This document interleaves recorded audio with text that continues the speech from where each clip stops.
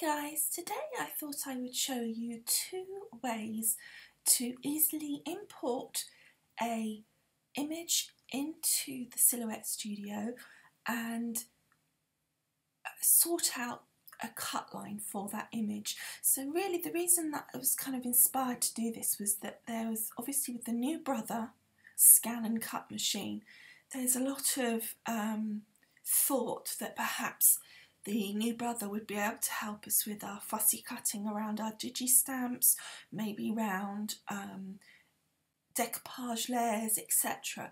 I also know that there's been talk from the people that have now got the machine that it isn't as easy as perhaps they thought, because it does depend upon the strength of the edge of the actual design that they're trying to scan. So some, if they're too fussy, will not perhaps go in as cleanly, or if they've got areas of lightness and darkness, they'll also not go in as cleanly. So today I thought I would start off with a digi stamp, and then on another occasion we will have a look at how to do the same thing but for decoupage layers. Okay, so I thought that what I would use today is a digi stamp from Saturated Canary, and because I think a lot of you will have those because they're very, very popular, so I thought that would be a good one to start with. So the first thing, as I say, there are two ways that I'm going to do this, and it depends on the kind of look that you're wanting to end up with, of which way would work best. And it really is down to that, and also perhaps if you've got a photo editing piece of software as well on your computer. So the first way is going to be just totally within the Silhouette Studio, and it's going to leave you with your digi stamp cut out with a nice, just a small white border around the edge of it. So the first thing that we need to do is import the digi stamp into our Silhouette Studio. So that's a very simple thing to do. So all we're going to do is go up to File and then run down here, and it says Import to My Library. So we're going to click on that, and it will bring up your computer, as it were, on there. And now it happens that the last place I went into was Saturated Canary, but if not, you're just going to click on the bits that you want until you arrive at the folder that you want to take your image from. So once you've found that folder, just then go down until you arrive at the image that you want to do. Now, I want to use, for the purposes of demonstrating the difference between the two, I'm going to use Hugs and Kisses image. So if I go down to that, I will show you the why, because she's got little pigtails and it works quite well for that. So we're going to click on that, and then it asks you file name and any keywords. I don't bother with any of that. It puts the file name in as per the name of the folder, the file that we've already picked, so I don't need to change that necessarily. I'm going to leave that as it is. The rest I'm going to leave, so I'm just going to click OK. So then you're going to click on your library, and that's over here, which says Show Library, and you'll come in and you're on this section here that says My Library, but then we've got My Own Designs. And I've got two images in there, and one of them is Hugs and Kisses. So then we're going to double click on her, and it's putting that image onto our mat. So I'm going to just zoom in so we can see her a bit better. And then the next thing we need to do is we need to actually have the Silhouette understand where the outline of this image is, so that it will put in a cut line around that outline. So what we do is we go across here to this little button here that's like a little butterfly, little blue butterfly with a yellow line around it, and then another line, another blue line, and it says Open Trace Window. Click on that, and then you click on this one here that says Select Trace Area. and then we go back over to our image and nice and tight to the image, click and drag your mouse, holding the mouse down while you drag that box around your image like so. I don't believe you get to alter the box afterwards, so try and make sure you get it right the first time. I mean, it's not the end of the world, you just have to redo it if you don't quite make it. So that looks good. It's nicer to get it nice and tight than having lots of excess if you can help it around the image. So then we'll just release, and you can see that the lines have gone all yellow. Now the yellow represents the areas that will be cut in the sense of it's on the outside edge of the yellow. So if I zoom right in here so we can see, you can see this yellow line here.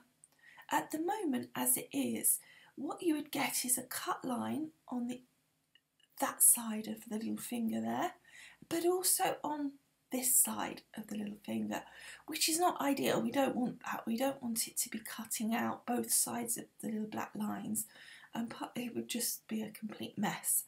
But that's what it means. So basically what you need to do is, if possible, try and fill this image in.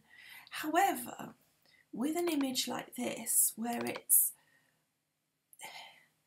so detailed and there's no real contrast, it's going to be really difficult to fill that in.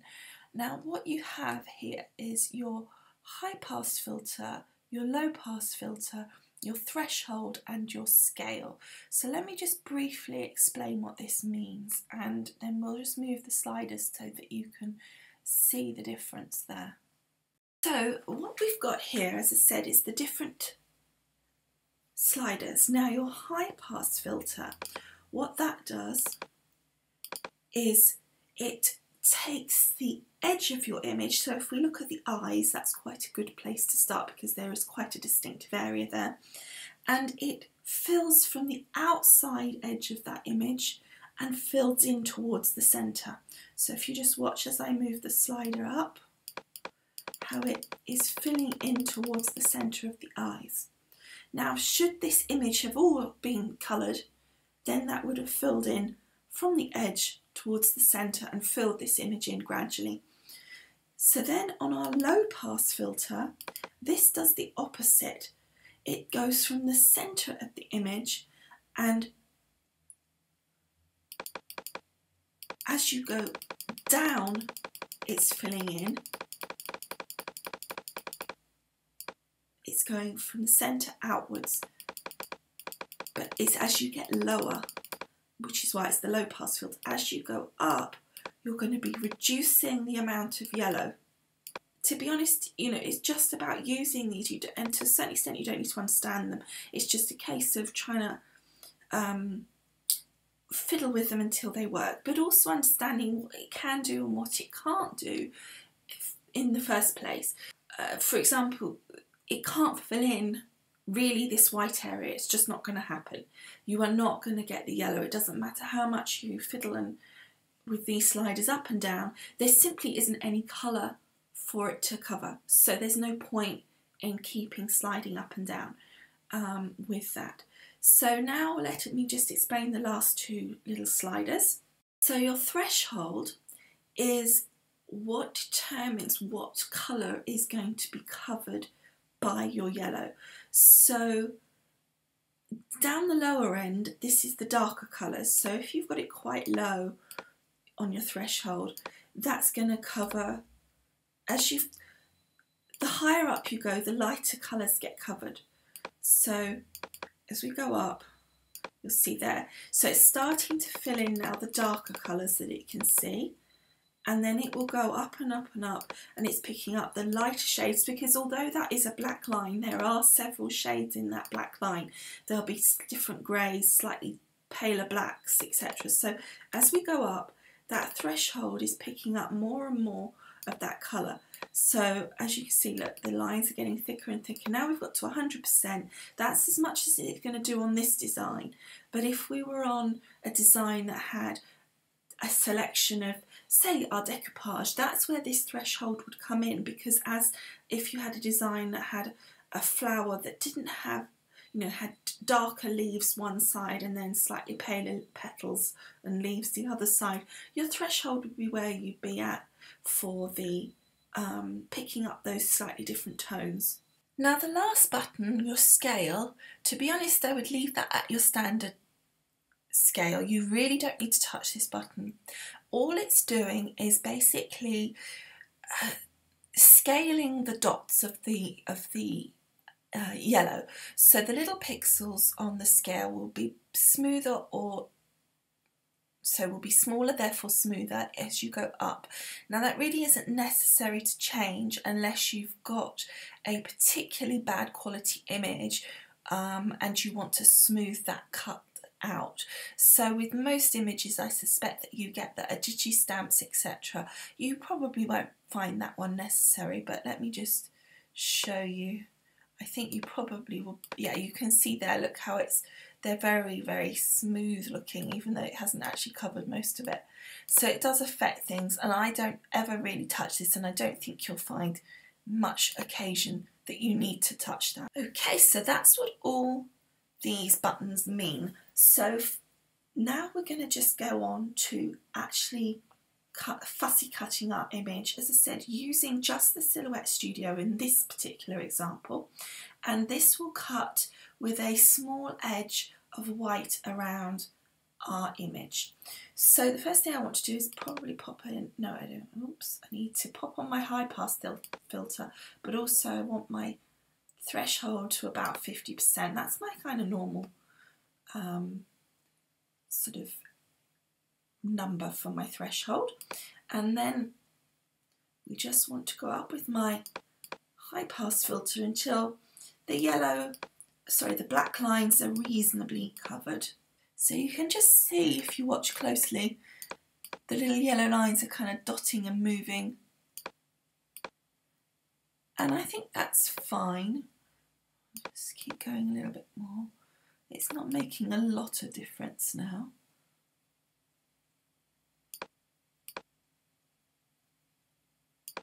Okay, so I think that'll be perfectly okay for what I need. So it's mostly covered the lines, it's got a reasonable edge. So I'm just going to go back very slightly now so that we can see our whole image a little bit more. There we go. Okay, so now what we want to do is trace our outer edge. Now let me again just to quickly briefly run down these three trace options.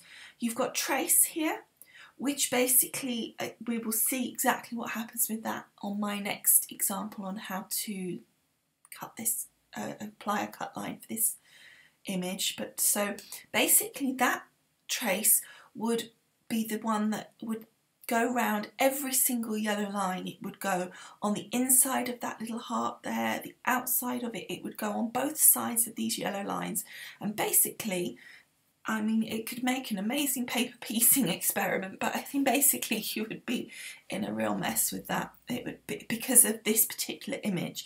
It will work and it will be the right thing to do on certain things. As I said, you will see that on the next example. And then we've got this one here, which is trace outer edge. So basically it will just trace the outer edge of the image of the yellow. So none of these inside lines will be affected or traced with that.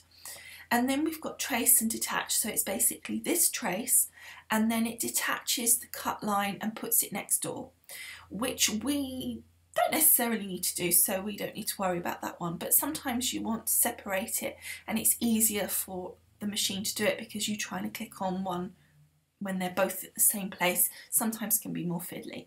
So but for this one we're going to use trace outer edge. So it's traced around the edge of here. Now a couple of places when we move this you will see that it's gone in to the inside lines. If we move this across, and what's happened is there's like a little gap there. It is not, I don't know if it's actually on the image itself, but when we zoom in you'll be able to see the little gap. see if it's on the image. No, it's just a thin line here on the image, so it hasn't picked that up as a solid line just across there. So what it's done is it's come along this edge as the outside edge all the way along here, all the way along, and then it's hit a gap.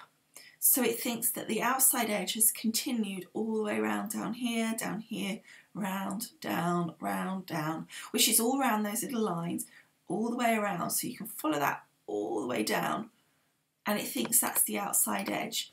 So if you didn't have the Photoshop or some photo editing software, then it is possible, and we'll use this one in a bit and we'll show you, but it would be possible to use this image for your fussy cut, because we could tidy this up, get rid of this bit on the inside and on here as well, just tidy these pieces up a little bit, and here, same reason there's a gap, and make this our tight cut.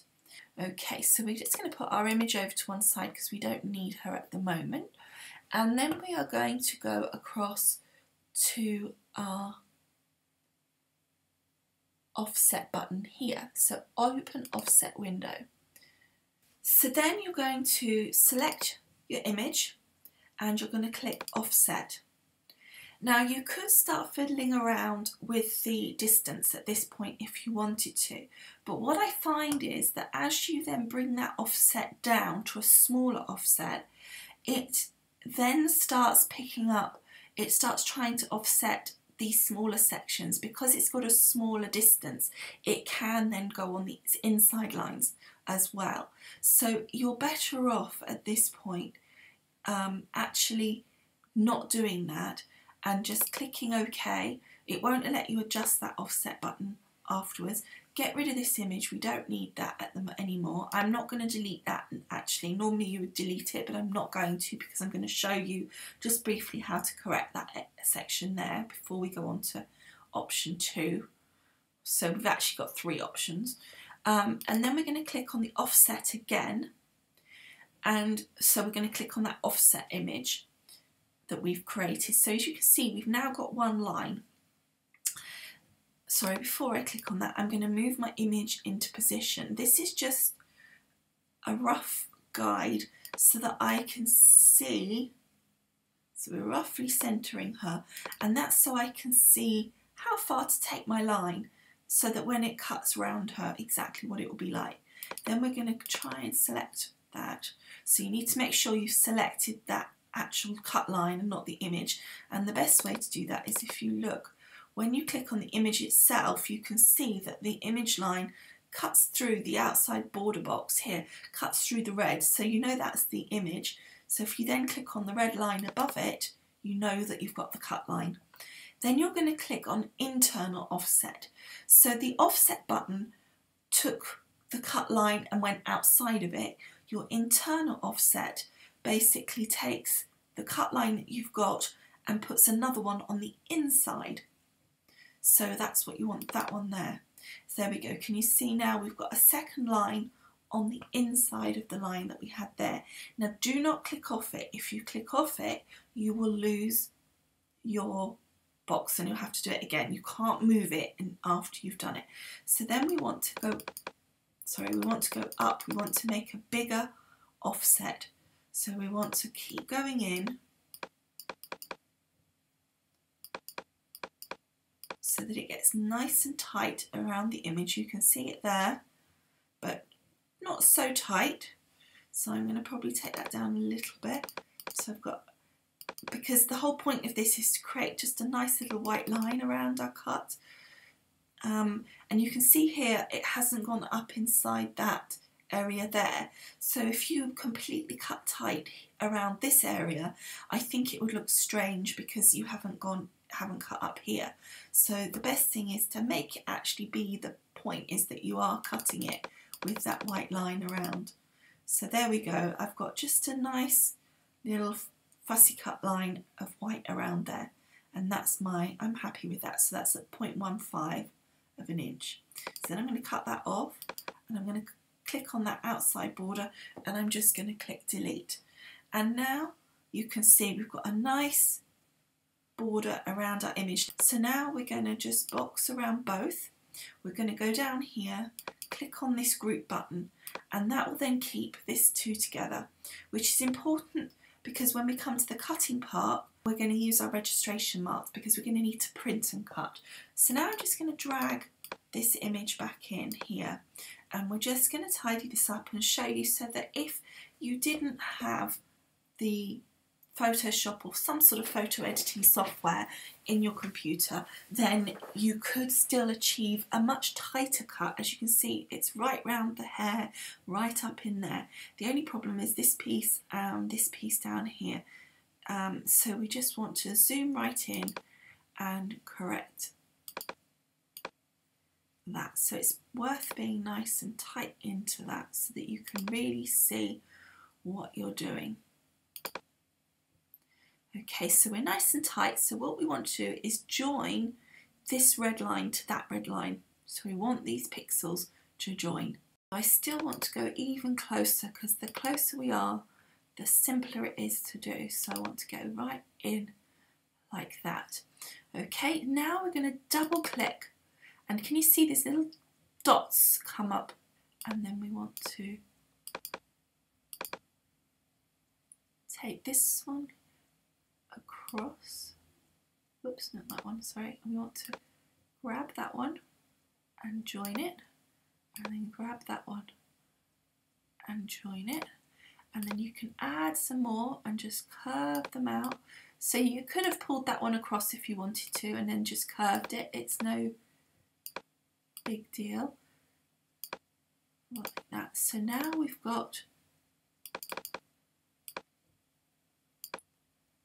we need to come in because it's too far away still to see what's going on. There we go. So then we've got our points here joined, and that's all fine. Okay, so that should be fine. Then we're going to go in and we need to break the path here because we need to get rid of these lines in here. So break path and then try and grab that one and try again. So you're trying to grab that little red dot.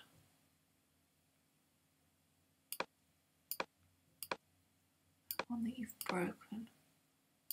Okay, let's pull it down and break path. Sometimes it's easier to do it. Oops. There we go. Sometimes it's easier to pull it away and then break it because you can then see it much easier. Then you're going to delete that point. Now can you see, now we've deleted that section there, and we're going to click on that one and we're going to delete point. There we go.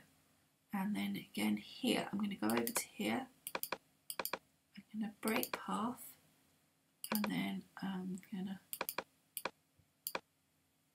pull that away and delete point.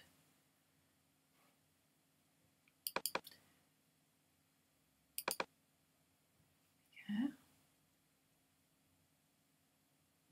So that one's fine. We want this one really. Delete point. So I'm just trying to get this deleted really, so that we've got a nice single area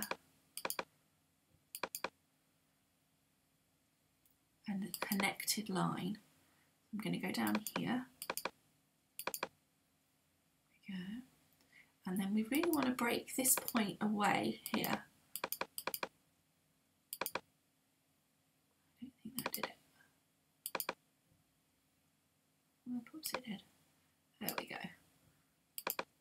That's fine now. So now we're going to grab this one. So that piece is now come smooth, as you can see. So now we're going to go over to here. I'm going to grab that one. Well, that's not the one we want to grab. Let's leave him there for a minute. And let's break path there. And then we're going to grab that one away. There we go. And then we're going to link. Can you see how it kind of just automatically jumped together? So now we're just going to smooth that off a little bit.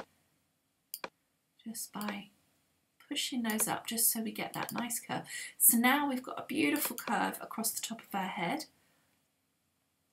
We're just going to check over here. So that's all fine. So that's now all internal. So now we're going to come out a bit. Whoops, that went in. Okay, so now all of this section here, we can make it highlight. We want to delete all of this. So now all we want to do is keep going in, highlighting and deleting until all of these points have gone. And it's going to take time, but you will get there. So I'd say that took about 5 minutes, and we've now completed deleting that section. So it's not difficult, it's just a little time consuming, but it's not a big deal. But this is just quickly go down here. You could also sort of tidy up like here. You know, it's a good result if you haven't got Photoshop or some sort of photo editing software. You can still achieve a reasonably good fussy cut that's pretty tight. Now what we'll do is we'll go into our library and we'll double click. So now you can see here's our image. Now just to show you, look, that's covered up the cut line so you can't see where to position it. So all you need to do is right click and then go down and send to back, or send backwards, one or the other will be enough. And then we can line that up so that the cut lines fit perfectly. And again, you want to come in pretty tight so that you can be sure that your image is not going to get cut in the wrong place. So we can see that the red line is pretty much on our cut line there, on our draw line, I beg your pardon. So that's all good. So that's 2 ways of cutting around our image on our silhouette. However, I've got a simpler way of achieving this look, plus a little bit more fussy cutting around here. And don't forget, some of the images you might not have this fiddling around that we had here with the internal cut lines, because some of them might just, when you did the trace around the outside, they might be a nice, even no little bits like that happening, no little gaps, and it will then just trace exactly on the outside line. So it's always worth trying that before you bother going into your Photoshop or some sort of photo editing software, because it may just do this absolutely perfectly fine. So it's always worth testing that before you do it. Okay, so now we're going to do to me this is kind of part 1 and option 1 and A and B. So now we're going to do option 2 of how to achieve a fussy cut, and that includes going into our Photoshop. So open your image into your photo editing software. I am using Photoshop and I'm on a Mac, so it may look slightly different depending on what you're using, but the tools that I'm going to be using in the photo editing software is some of the basic tools, so you shouldn't have any problem whichever one you've got. It should have these tools. There should be no issue with that for you. Basically what I'm trying to do is black out my image. So I want to basically completely colour in the image so that you can see nothing. She's all black. Now you could flood fill it. You could take your little flood bucket thing and click, click, click, click, click for ages. But look at all this detail. You'll be there forever trying to colour in all of that. But you could do it that way. And actually, I think the video that I'm going to hopefully put up on Sunday, I think I did precisely that. I clicked and did it that way. It was fine, it got there, it got the same result, but subsequently I've suddenly thought this is such a much easier way of getting the same result of flood filling this image in black. So although you'll see that on Sunday, sort of bear in mind that this would be a better way of doing it, and that video was done before I kind of thought of this way of doing it. So all we're going to do first of all is we're going to change our colour down here, and I'm going to change it to red. So I want a nice strong definite colour, and I'm going to flood fill the outside because that would be 1 click, and assuming that it's not got any gaps, we will find that it flood fills all around the edge. But as you can see, we've had the same issue. We've got a couple of gaps. So just looking where they are, it is on her leg here a little bit around the lace here and on the box and on her hair. So we're just going to do undo, and again it's very simple to do. We're going to zoom in, so we're on the plus, so the first bit was her hair, so we're going to zoom right in and we can see immediately where that is. We've got a gap here and a gap here. So all we want to do is take some sort of drawing tool, a paintbrush or your pencil, depending what you've got, that's no problem. Make sure you turn it to a black colour, and then we're just going to take our little pen and pencil and just fill that gap in. It doesn't have to be a heavy line, and then the same on this side, and just follow that line down. There we go. So it doesn't need to be strong or anything like that, it just needs to be that it's got the gap filled. So then just check it now. Here we've got another little gap because we know it was all around this area, and you'll find once you zoom out you won't even see these, so don't get too hung up on them doing that. And then this was the other area, just around the top of the lace here.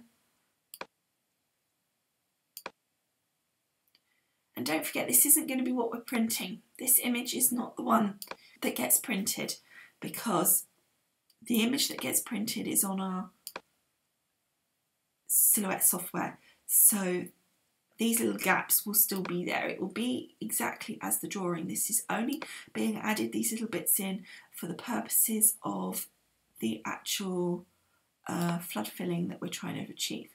And then there was another bit just here at her knee. So it doesn't need to be pretty. Okay, I think that was everything. So let's just go out. Okay. Oops. And let's get rid of this little box now, and then I can see the whole image. Okay. And then I'm going to change that now to the red. And my flood bucket there. I think it's called, yeah, paint bucket, sorry. And then we're just going to click, and that's covered that beautifully now. Done. And then we're just going to do that inside part of her leg as well. So that's nice and easily done now. So nice simple way of correcting. And I'm just making that a bit bigger so we can see what we're doing. And then I'm going to go to the, my image is selected. We're going to go up here to image, sorry, enhance, adjust colour, and then you want to go to replace colour.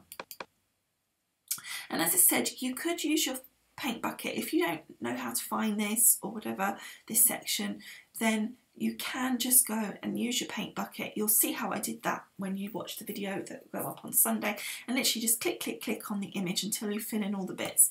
This is just a slightly quicker way of doing it. So now it looks like the image is black. Don't worry about that. Click on it until you hit one of the white pieces. If you click one of the lines by accident, you'll see it comes up black. So you want to hit it till the colour that you're on is white. And you can see now that it's corrected that around and it's picked up the white and pop that in there. Now we're going to go down here and click on that, and we're going to pop, so basically, sorry, this is the colour, up here is the colour that you're replacing it with, so that's why we're clicking on the picture till we find the colour we want to replace, which in this case is white. Then this is the colour that we're replacing it with, so the replacement colour. So you can click, you can move it on here to fiddle around to get your colour, but the simplest way is to click on this button called result, or just it'll have a square, it might not be called that, and then click on that, and that will bring up your colour chart here, and then you can click right in the corner till you get the black. You can see in the background it's changed the colour. Don't worry about the lines here being white, that is because that's not the part you're changing, so it's just making sure that's highlighted so that you can see the colour that you're changing. Click OK, and then you can see as you come off that is all now in black. So now all we need to do is click back on our paint bucket, making sure that that's white, which it will be, it has been gone to white, and then change our red to white, and then we want to save this image. Don't forget, don't just save because you'll go over your original image. Do save as, and make sure you're saving it as a PNG or JPEG, and I've already saved it so I won't save it again, and I just save it as its name plus the so we've got here Hugs and Kisses, and then I put BLK at the end so then I can use it again later. Okay, and it's going to say do you want to replace it, so I'll say yeah. Okay, so then that's that done, and we can close our Photoshop down or whatever software you're using. We don't want to save, we've already done it. So now then you import that image into your library. So import to my library, go down to Hugs and Kisses. It's quite easy to find because of the black, and that will then be Hugs and Kisses black. Yeah, that's fine. And then we'll go into our library, and you can see we've got Hugs and Kisses black. So we're going to click on that, and that comes in. Let's move that out of the way. That comes in to our mat. So again here, all we need to do is do exactly what we did before. So we're going to hit the trace window. We're going to click on select trace area, draw a box around that, and now we're going to use our high pass filter, and we're just going to keep it going up and up and up until that completely fills in. Now let me just zoom you in a bit on this so you can see. So you can see, look how it's filling in from the outside edge, because that's what the high pass filter does. So you just keep going, and now you can see it's starting on these black lines as well now. Just watch that going in.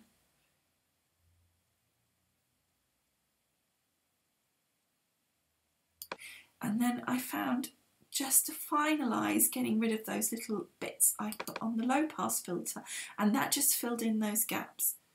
And then you could just take it down, up just a couple, because if you remember, the low pass filter is just doing from the inside out, so it just grabs those last bits that are on the inside for you and takes those away. So now you've got a fully yellowed image, and you can see that's nice and simply done. Because it was fully black already, it didn't have any issues with that.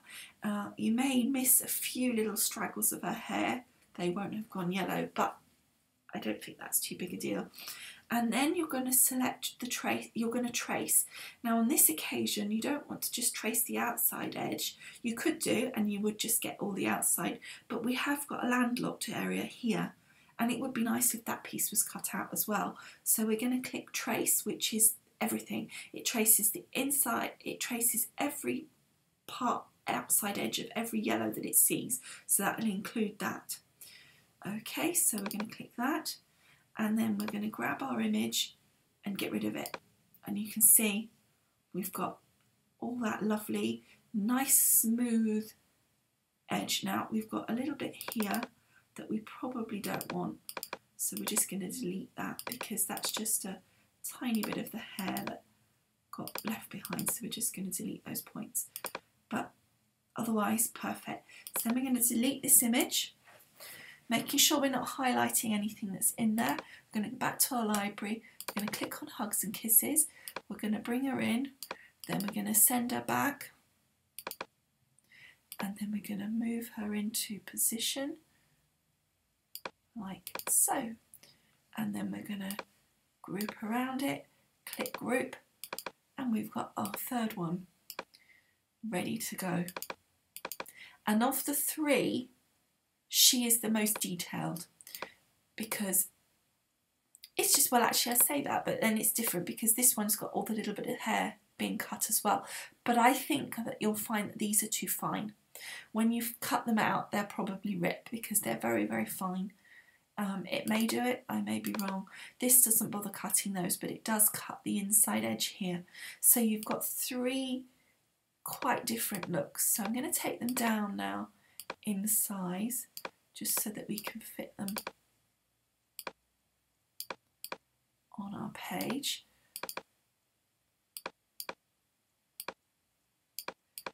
There we go. So now My printer will do A4, so I need to be sure that I'm going to click up, which one is it? I never remember this one here, and change it to A4 so that I can be sure that I get these on the page so that when I print it will fit on. Because we're print and cutting, we're going to be clicking to have our registration marks. So we need to click on here, click on, so that's our home button, click on registration marks, and it's saying show registration marks, yes please. And I'm going to do it all on the default. You can change that if you want, but all you want to make sure is that your images are within the red bounding box here, but also do not go over this hatched area, because that's where the registration marks will be printing. So you want to be sure that your images are all within that area. And then you literally would click on print, send to printer, and print it out.